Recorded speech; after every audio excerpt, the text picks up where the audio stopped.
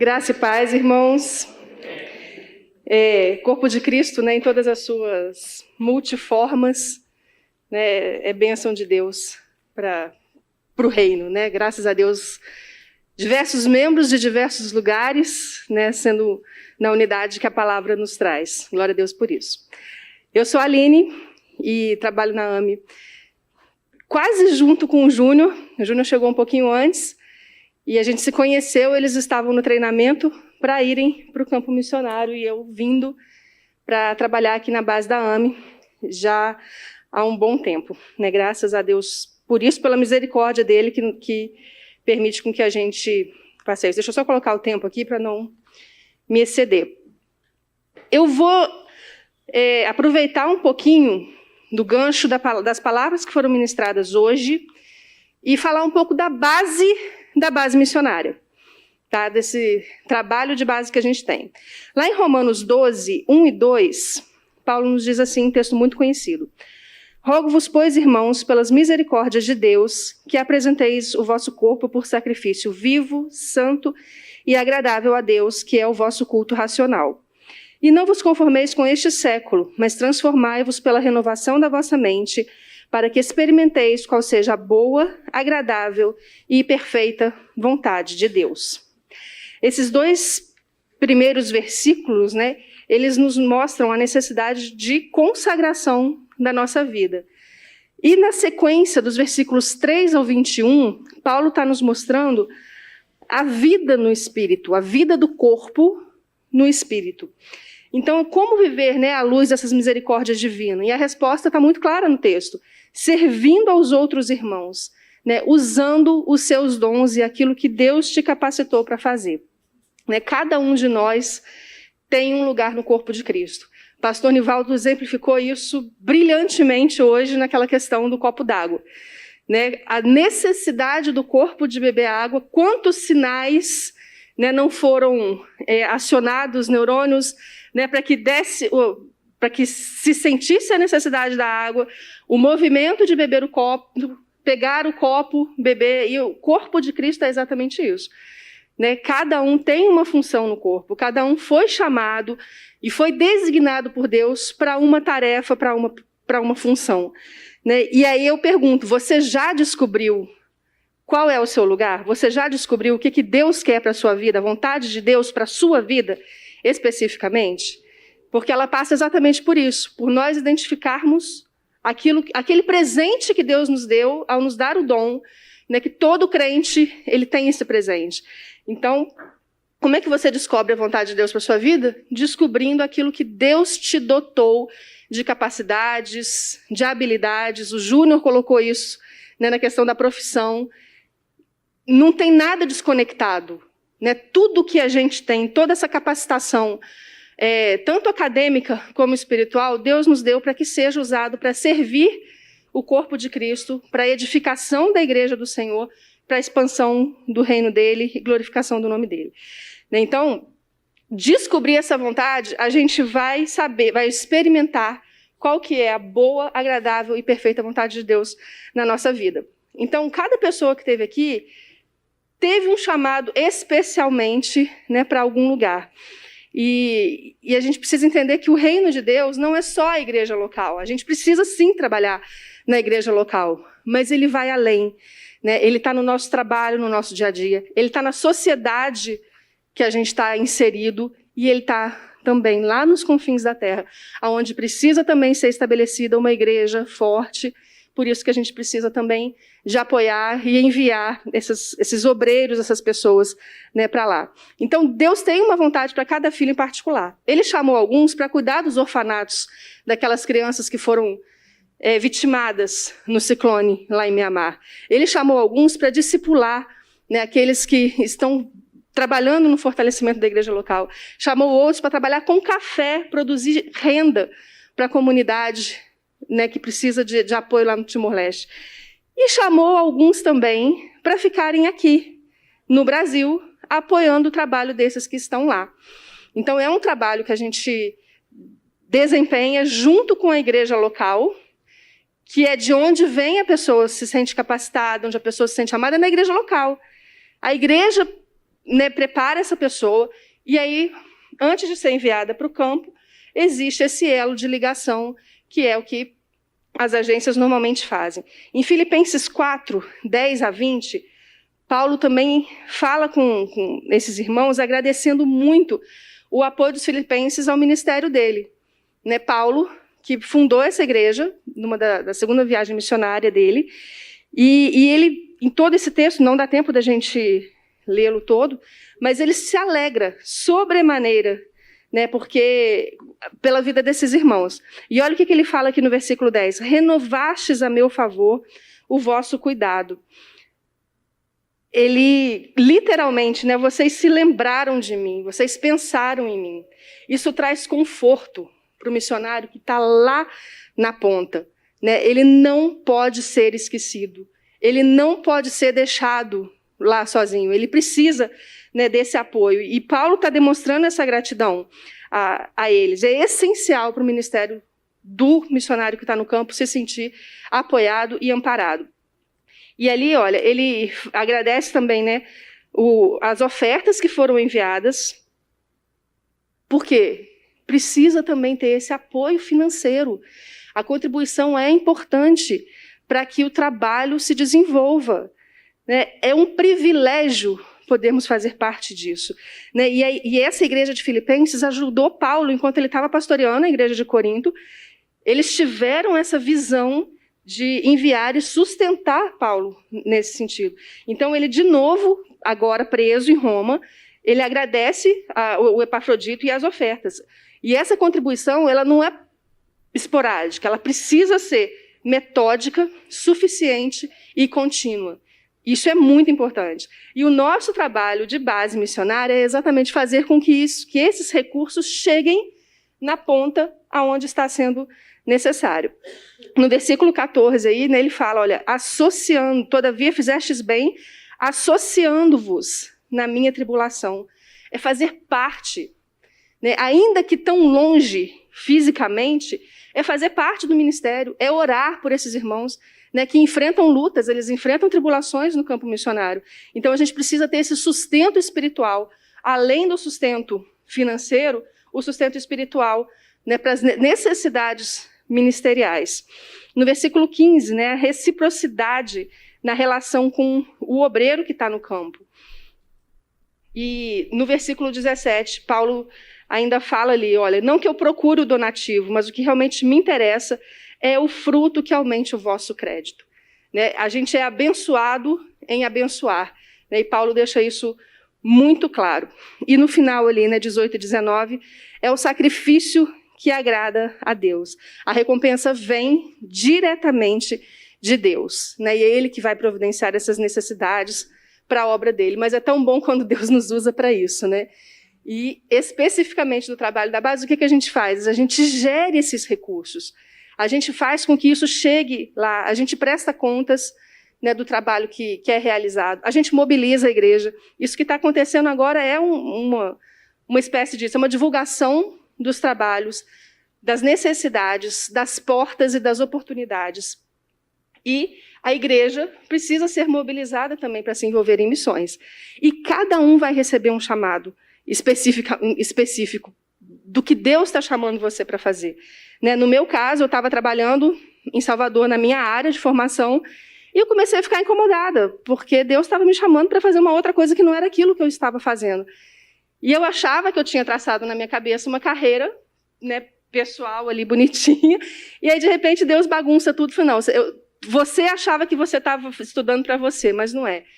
Tudo isso foi eu que providenciei, que você fizesse, que você estudasse, que você se aperfeiçoasse para que fosse usado na obra de Deus. Né? Então, assim, eu tenho trabalhado, né, na AME todo esse tempo, ajudado nos treinamentos, nos socorros, nos apoios práticos que os missionários precisam. E, além de mim, tem a Massai, também na base lá de Juiz de Fora. Nós temos uma base da AME funcionando lá em Juiz de Fora, e também parte de site, comunicação, relacionamento com mantenedores, boletos, identificação, toda essa parte é com ela. A Roberta, que está ali também, estava com a Inês fugiu ali agora, né? Também chegou para a gente e falou assim, olha, eu sei fazer artesanato. Tá legal, e aí, o que a gente faz com isso? Dentro de uma base missionária. Gente, a quantidade de coisa que tem para fazer, né? Lembrancinhas que enviam para o campo, necessidades do campo, captação de recurso, de vendas. No SOS Petrópolis, né, teve lá tirando lama das casas, mas também providenciando meios das pessoas gerarem renda e venderem produtos para começarem a sua vida, né, restabelecer a sua vida novamente. Teve no campo por 2 meses, né, Roberto? Trabalhando com artesanato. As crianças de Mianmar aprenderam, do orfanato, né, aprenderam a fazer bloquinhos que venderam na feira, né? E, então, né, é uma bênção e um privilégio a gente ter cada dom, cada talento que a gente tem colocado na mão de Deus. E Deus usa isso de uma forma tremenda. Deus potencializa isso, né, de uma forma que a gente não imagina. Né? Com certeza a Roberta, naquele dia que a gente conversou, ela não imaginava que ela iria tão longe com o seu dom e com o seu talento abençoando o campo.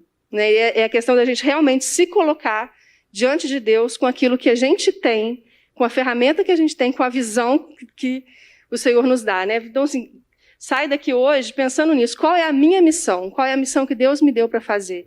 E qual é a visão para eu conseguir fazer isso? Como que eu vou realizar isso? Qual é a estratégia que eu tenho para isso na minha vida a partir de agora? Né? A gente tem que ter essa aplicação, porque a gente senta aqui, a gente ouve tantos relatos, e é muito gostoso ouvir, né, o que tem acontecido. A palavra do Júnior foi fantástica, do pastor Jefferson, do pastor Eduardo aqui.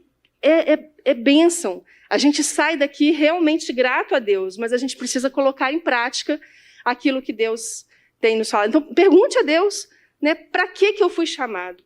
Aonde que o Senhor quer me colocar no corpo de Cristo? E o que eu posso fazer? Porque não tem nada que não possa ser usado. Né? Tem um casal aqui. Eu sou professor de inglês. Ah, ela ali. O que eu vou fazer no campo? Tem trabalho. Né? O médico, a gente sabe que tem trabalho para ele no campo missionário. Né? Não é muito difícil a gente imaginar. Mas quantas áreas, né, são importantes lá no campo e abençoar o campo através do que a gente pode fazer aqui. Né? Temos voluntários que cuidam na área do site nosso, de hospedagem. Então, tem muita coisa que pode ser feito. Então, eu queria deixar esse desafio, essa pergunta para vocês. O pastor Paulo está ali também, né? Pastor, cuidando de igreja, e também trabalha na base como missionário, compra, leva, traz, né? Está sempre apoiando ali, faz as entregas de marmitas no SOS Covid, que vai ser exposto aqui logo mais. Né? Temos o voluntário Léo também, que hoje, infelizmente, não pôde estar aqui com a gente. A Marili, né, esposa do pastor Paulo. Então, assim, somos a base da AME. Estamos à disposição de vocês para o que vocês precisarem. Né, e saibam que o campo precisa de pessoas que apoiem aqui também. Então, você pode fazer também essa ajuda. Né? A Ângela está ali, empresária, e também contribui muito na parte financeira, né, como tesoureira da AME também. Amém? Né, o nosso vice-presidente, vocês já conheceram aqui, pastor Sérgio, nosso presidente, né, o pastor Saião, o outro vice-presidente ali, pastor Nivaldo. A gente só vai assistir um videozinho ainda. Tem ainda tempo, não tem? Meu coisa parou aqui. Coloquei o cronômetro, mas ele parou de funcionar. Então, é isso. A gente vai assistir um vídeo de uma pessoa que é da base também. Ela não veio, mas ela deixou o testemunho dela.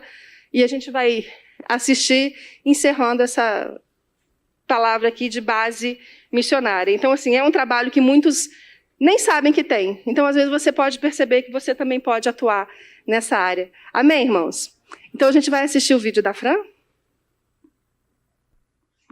Olá, irmãos e irmãs que estão no seminário.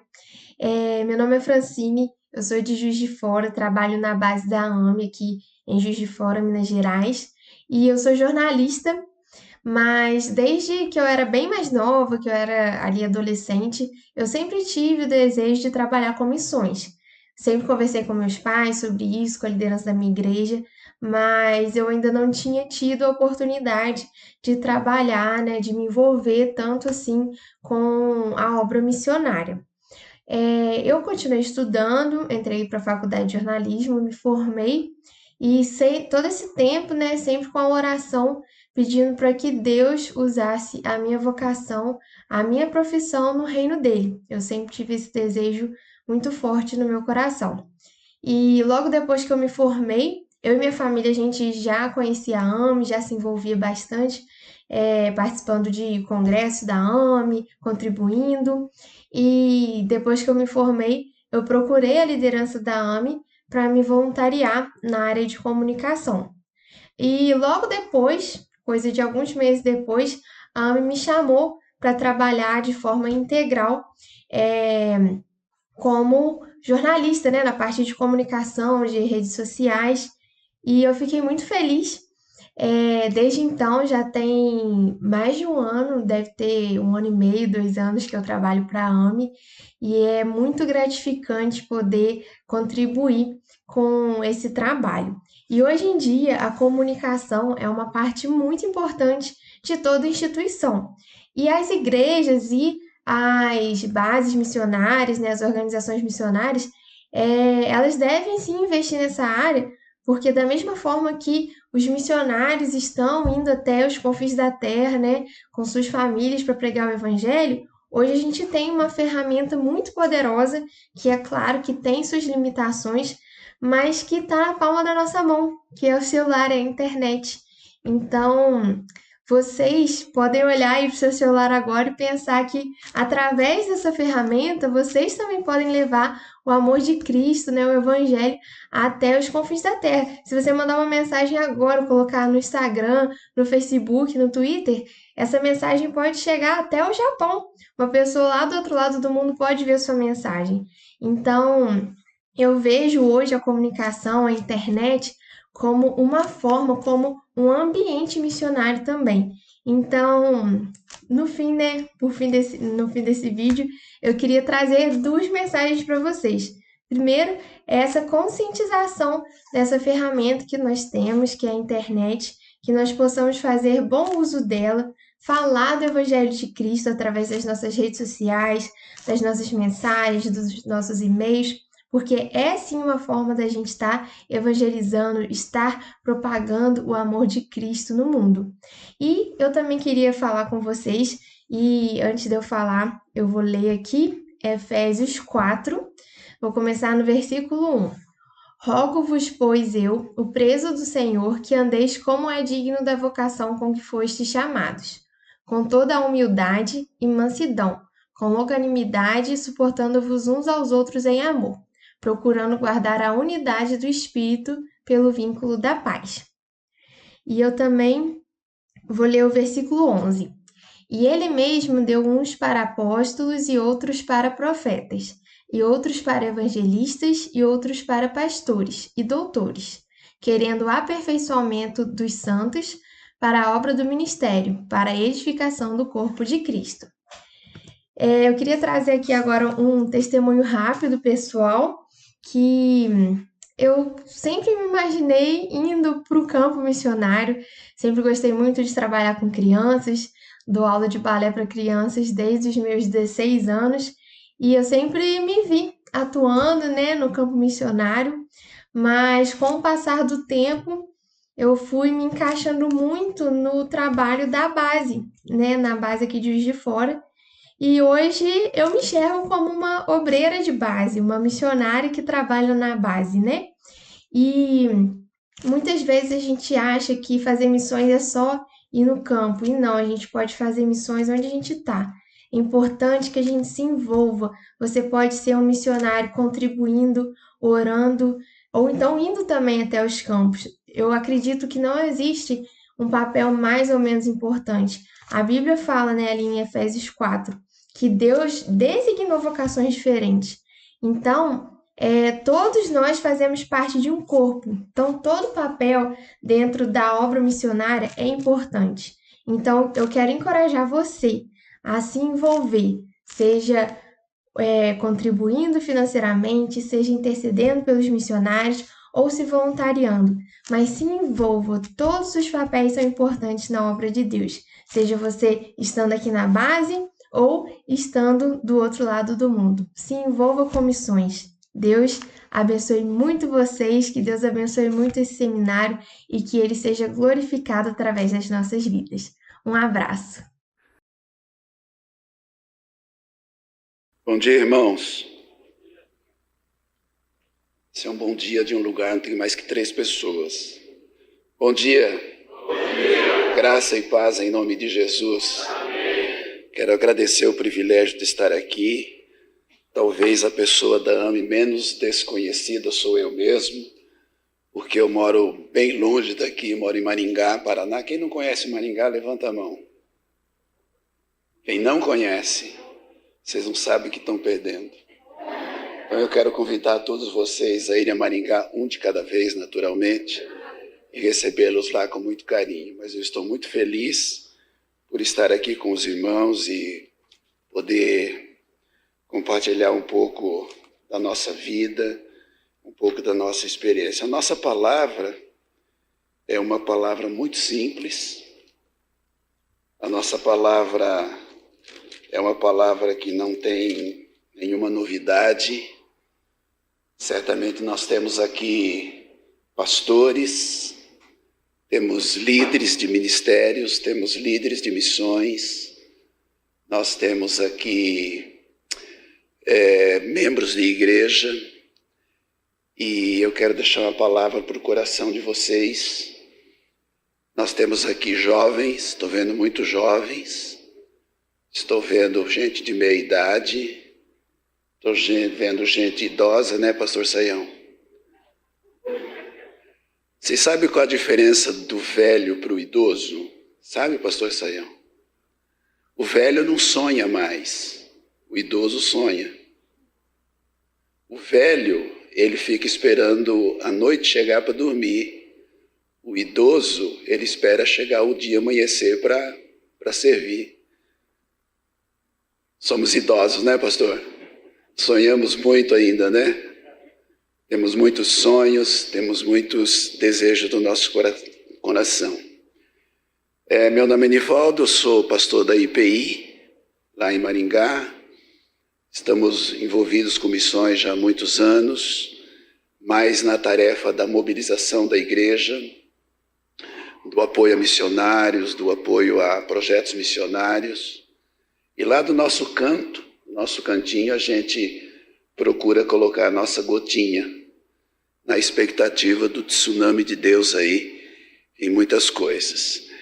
Eu queria convidar vocês, vai ser uma reflexão, vai ser uma palavra para pastores, para o meu coração, para líderes, para jovens.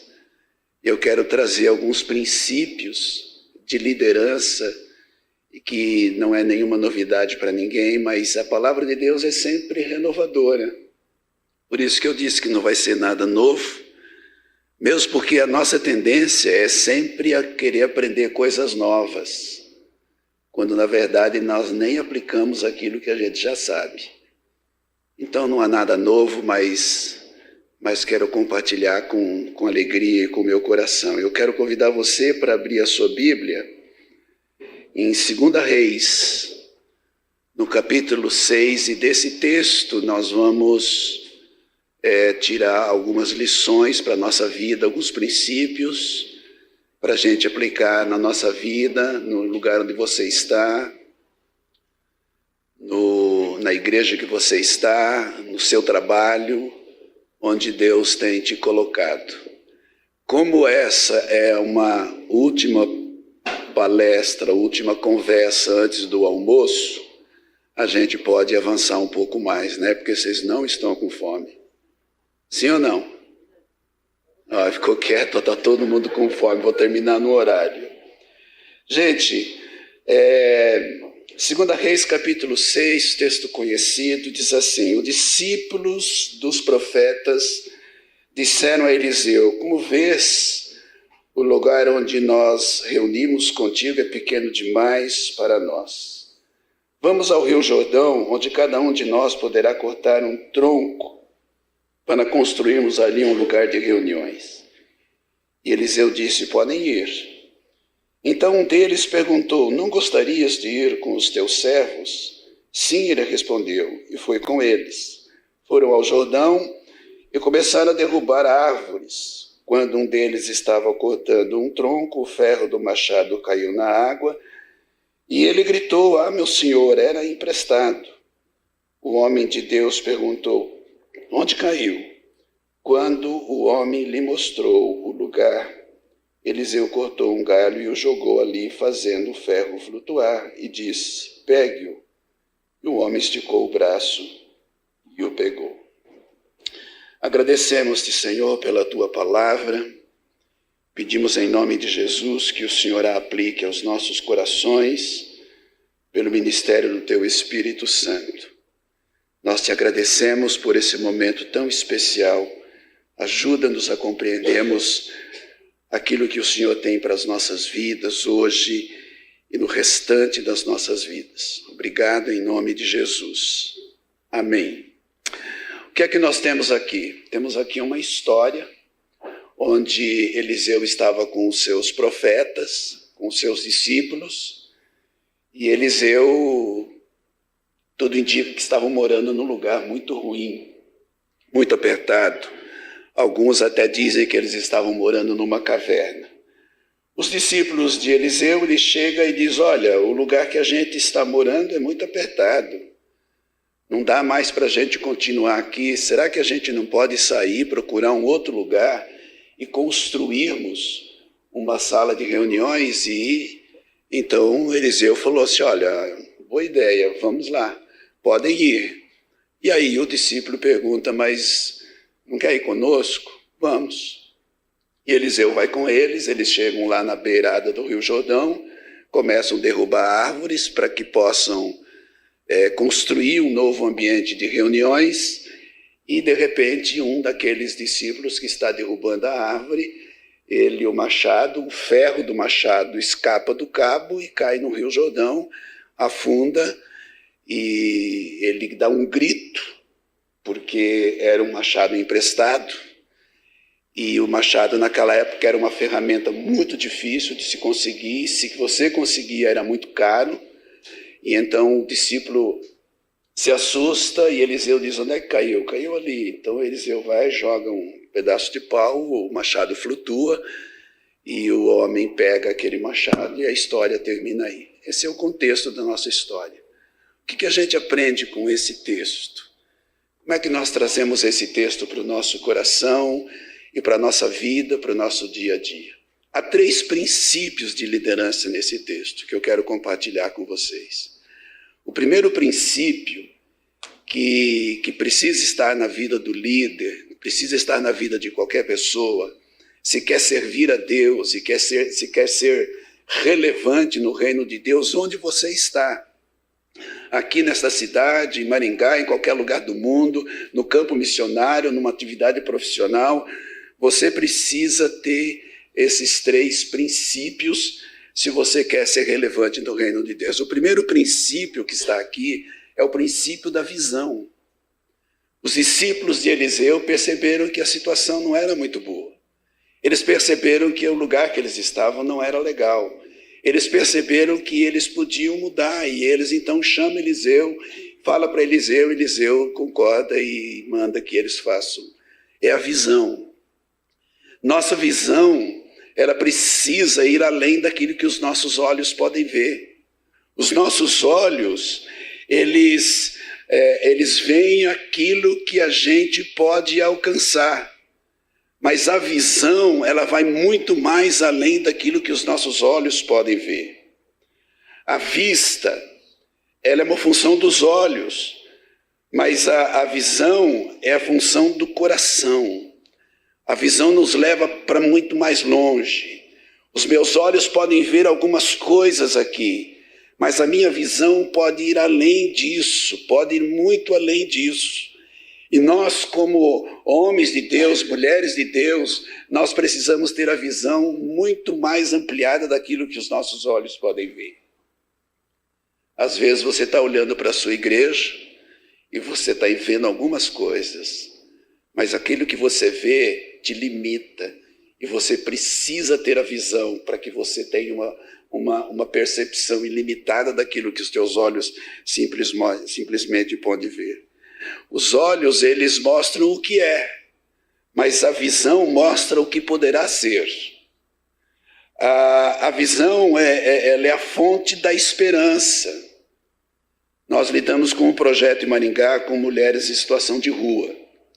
Nós acolhemos essas mulheres que estão na rua e levamos para uma chácara e ali começamos a trabalhar. É um trabalho árduo. Você tirar mulheres da rua, prostitutas, dependentes químicas, desestruturadas, estupradas, abusadas, desorientadas, enfermas, doentes, você trazer para um contexto, para que você comece a trabalhar com a vida dela, e você comece a ministrar o coração dela, passar os valores, passar os princípios, mostrar o quanto ela é importante, isso é uma coisa muito, muito complicada.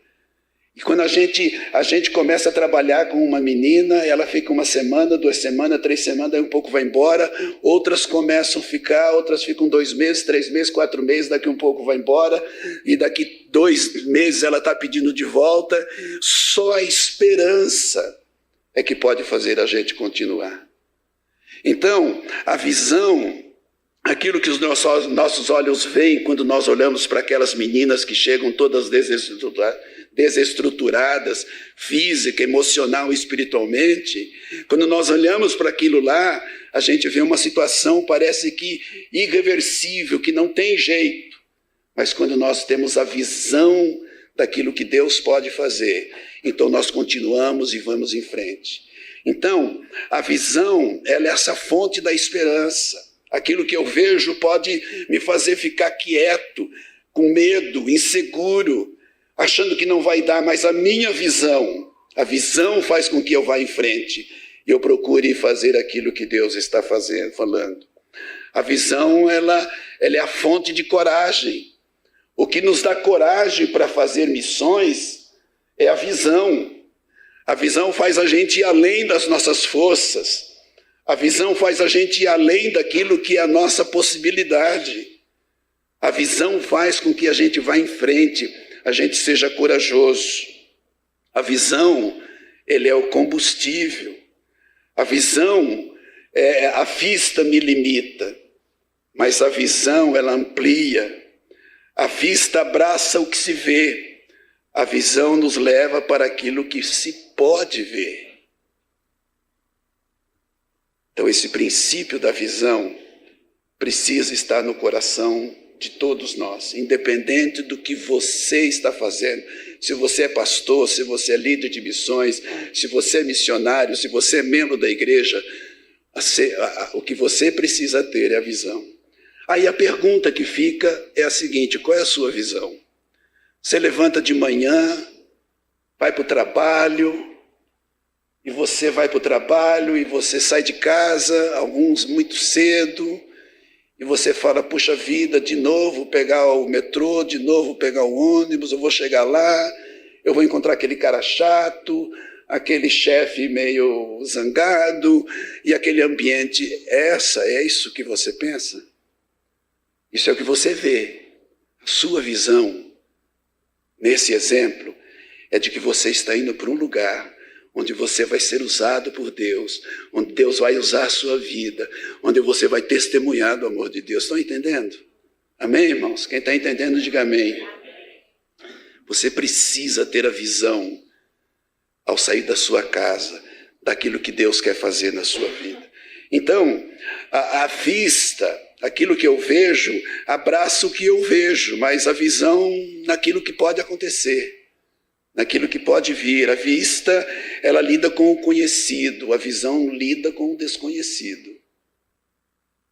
A visão me faz ir para algum lugar que eu ainda não sei o que vai acontecer, mas eu vou, porque eu tenho a visão daquilo que pode acontecer.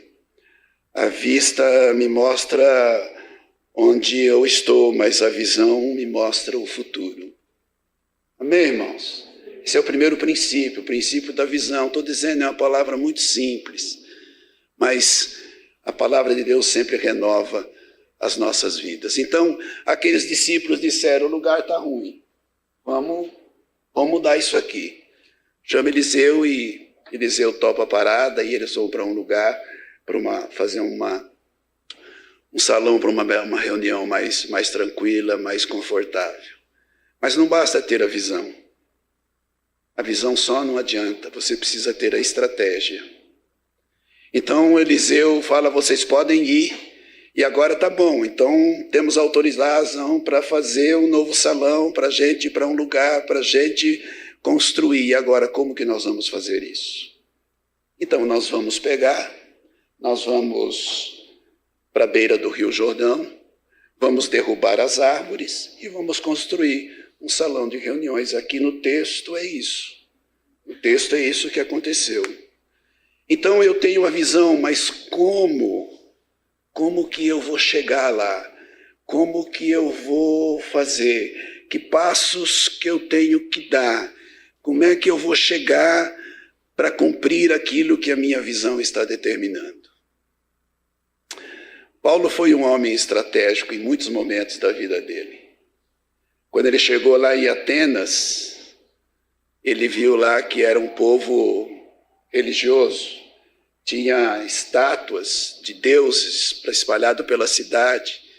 Ele vai lá se reunir com os líderes, com os filósofos, e Paulo começa a falar do Deus vivo que ele cria, e aqueles homens querem saber, e ele usa a seguinte estratégia. Ele não criticou aquele pessoal, ele não agrediu, ele não falou, vocês estão errados. Ele falou, aquele altar do Deus desconhecido que vocês levantaram, eram tão religiosos que tinham medo de não adorar algum Deus que existisse. Então ele faz ao Deus desconhecido, aquele altar em que vocês fizeram, ao Deus desconhecido é o Deus que eu prego. É o Deus que criou os céus, criou a terra. Paulo foi estratégico. Nós precisamos ser estratégicos. Nós precisamos, se eu tenho a visão de evangelizar os meus colegas, se eu tenho a visão de ir para o campo missionário, se eu tenho a visão de levar a minha igreja a ser uma igreja missionária no princípio de Atos 1:8, eu preciso ter a estratégia para que isso aconteça. Quando nós fomos plantar a igreja que eu estou hoje, a IPI Liberdade, uma igreja que tem 20 anos, hoje nós temos mais ou menos 180 membros. Quando nós fomos plantar essa igreja, eu tinha visão, eu dei um treinamento de evangelismo pessoal na minha igreja, na igreja que eu estava, e aí vamos plantar uma igreja num bairro. Escolhi um bairro que não tinha nenhuma igreja. Mas como é que nós vamos chegar nas pessoas? Como que nós vamos fazer para que as pessoas nos ouçam? Como é que eu vou fazer para ganhar a confiança da pessoa a tal ponto dela me ouvir e eu apresentar o plano de salvação? Porque era um bairro de classe média baixa, e o povo religioso, todo mundo tinha sua religião. E como é que eu vou fazer para chegar para que essas pessoas me deem a oportunidade de falar para elas de Jesus em 15 minutos? Aí nós criamos a estratégia. E a estratégia foi fazer uma pesquisa religiosa nacional. Então nós chegávamos nas casas, batíamos, nós estamos fazendo uma pesquisa, todo mundo gosta de ser pesquisado. Todo mundo gosta. Você chega para fazer uma pesquisa, as pessoas querem responder. Então nós chegamos com a pesquisa religiosa nacional. Qual o seu nome, seu bairro, sua idade, quantas pessoas, quanto tempo mora aqui, qual a sua religião, e católico, espírita, falava, não tenho religião, a gente não discutia. Ia colocando lá. Qual dos líderes religiosos vocês conhecem mais? Buda, Maomé, Jesus, outro, enfim. Até que a gente ia... Você acha que as pessoas precisam conhecer mais a Deus? Normalmente, as pessoas dizem, sim, precisa conhecer. E você precisa conhecer mais a Deus? Claro que eu preciso conhecer mais a Deus. E aí a gente entrava com um plano de salvação, estratégia. Hoje nós temos a igreja, formamos, evangelizávamos aí, apresentávamos o plano de salvação, as pessoas aceitavam, dando um sinal aceitando Jesus, ou não, nós convidávamos para estudar a Bíblia na casa dele. Formamos 5 grupos de estudo bíblico, e depois juntou um grupo, e hoje é a igreja. Então a gente precisa ter a estratégia, não basta ter a visão. a gente tem que ter a estratégia, que é o como nós vamos alcançar a visão que Deus tem nos dado. Amém, irmãos? Qual que é a primeira mesmo? Segunda? Mas não basta ter a visão e a estratégia. É preciso depender da intervenção de Deus. E qualquer ministério que tenha uma visão excelente, que tenha uma estratégia excelente, mas que não depender da intervenção de Deus, vai ficar no meio do caminho. O que aconteceu aqui? O rapaz está lá derrubando a madeira, derrubando a árvore, o machado, o cabo do machado, ele sai o ferro do machado, o ferro que é o machado, ele sai do cabo e cai no Rio Jordão. Caiu no Rio Jordão e o que acontece? O machado, o ferro de um machado cai dentro d'água, o que acontece? O que acontece, irmão? Vocês sabem ou não? Quem sabe o que acontece, levanta a mão. O pessoal sabe, quando cai um ferro na água, o que acontece? Ele afunda. E ele tem um susto, e eu já expliquei por que ele se assustou. E aí então, Eliseu pergunta onde caiu. E aí o rapaz mostra, Eliseu pega um pedaço de madeira, joga, e o ferro flutua. E Eliseu fala, agora você pega. A gente pode ter a visão, a gente pode ter a estratégia, mas se a gente não depender do milagre, da intervenção de Deus, nós vamos ficar com o palmo de língua para fora no final do ano e não aconteceu nada. Se você quiser, você tem a visão, você tem a estratégia, mas se você não depender da graça de Deus, do amor de Deus, da intervenção de Deus, do milagre de Deus, é a mesma coisa que você tentar derrubar uma árvore só com o cabo do machado. Você vai bater, vai bater, vai bater, vai bater, e não vai acontecer nada. Nós precisamos do milagre, nós precisamos da intervenção de Deus. Então esses três princípios, ele me ensina e me motiva. Esses princípios que estão colocando para vocês, eles são motor na minha vida. Deus sempre nos dá projetos novos, visão nova, mas se eu não depender da graça de Deus, da intervenção de Deus, se eu não pensar como que eu vou chegar lá, se não estabelecer as metas, os alvos, nós vamos ficar como correndo atrás do vento. Então, amados, eu queria deixar isso para vocês, mas sabe o que é mais lindo aqui? Que é tão lindo quanto isso? É que líderes e liderados trabalharam juntos. Isso é um lindo. Eliseu, o líder, ele ouve os seus liderados. Ele não descarta aquilo que os seus liderados estão trazendo. Ele avalia aquilo que seus liderados estão fazendo, estão falando. Então, o princípio também aqui, o princípio do corpo, é o princípio de fazermos juntos. Líderes e liderados de fazerem juntos. Os liderados ouvem os líderes. E os liderados ouvem os seus líderes. É um trabalho de equipe. E eu gosto de pensar no ministério, na missão, na igreja, como o corpo de Cristo. É mais ou menos assim, eu tenho esse copo de água aqui, que eu deveria tomar, porque a minha fono diz que eu tenho que tomar, porque alguns de vocês já estão incomodados, pensando que eu estou sofrendo por causa da minha voz, mas eu não estou sofrendo, quem está sofrendo são vocês pensando que eu estou sofrendo. O detalhe é que eu só tenho uma prega vocal. Há alguns anos atrás tive um tumor, cortou o nervo e eu tenho uma prega atrofiada. E os médicos disseram que eu ia parar de falar. E era verdade, eu começava a falar, a voz sumia, eu começava a cantar, a voz sumia. E um dia, orando e a igreja orando, um dia no tríplice amém, minha voz saiu nítida e perfeita. E acho que foi a única vez que eu cantei afinado. Então essa voz rouca, soprosa, de locutor de meia-noite, fazendo propaganda funerária, logo venho, é fruto disso aí. Mas por isso que eu estava com a água aqui, eu tinha que tomar. Cortei aqui a mensagem. Meu cérebro disse, você está com sede. E essa mensagem vem para minha boca. A minha boca sente vontade de tomar água. E os meus olhos, aí a minha boca me leva os meus olhos a estar aonde, a procurar onde está a água está ali.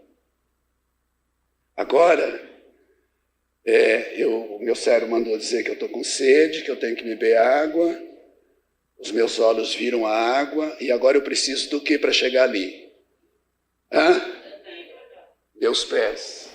Eu chego aqui, os olhos viram, os pés trouxeram e eu preciso dar.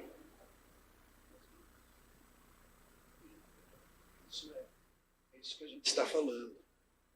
Isso é que a gente está falando, trabalho em equipe. Ninguém faz nada sozinho. Ninguém tem todas as respostas sozinho. Ninguém tem toda a percepção sozinho. Os pastores precisam aprender a ouvir os seus liderados. Os líderes de missões precisam aprender a ouvir os seus liderados.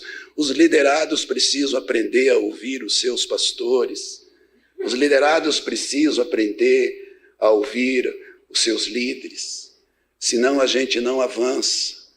Qualquer um de nós que estamos lidando com missões, qualquer um de nós podemos afirmar que uma das feridas da prática missionária, da visão missionária, da ação missionária é a nossa falta de sermos uns aos outros, de ajudarmos uns aos outros. Queridos, eu quero deixar essa palavra muito simples, mas eu queria que você saísse daqui sabendo que Deus tem uma visão para você que vai além daquilo que você está vendo. Olha para o lugar que você está, não com os olhos carnais. Olhe para o lugar que você está, no ministério, ou na igreja, ou no trabalho, em qualquer lugar. Olhe com a visão que Deus quer te dar.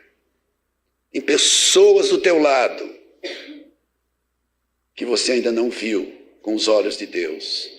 Você só viu com os olhos humanos.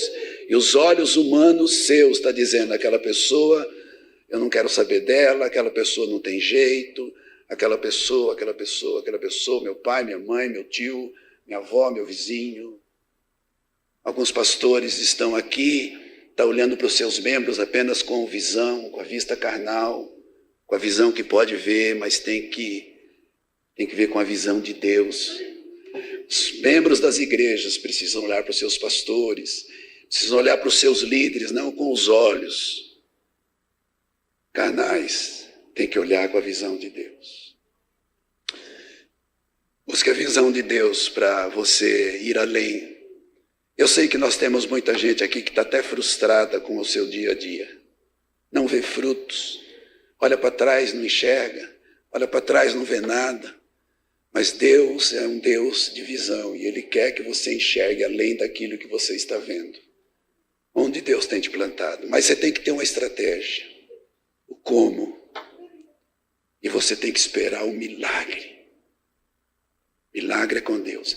É interessante, pastor Saião, que, e eu estou encerrando, interessante que quando Eliseu jogou o pedaço de pau, o machado flutuou. Será que o milagre não poderia ser completo?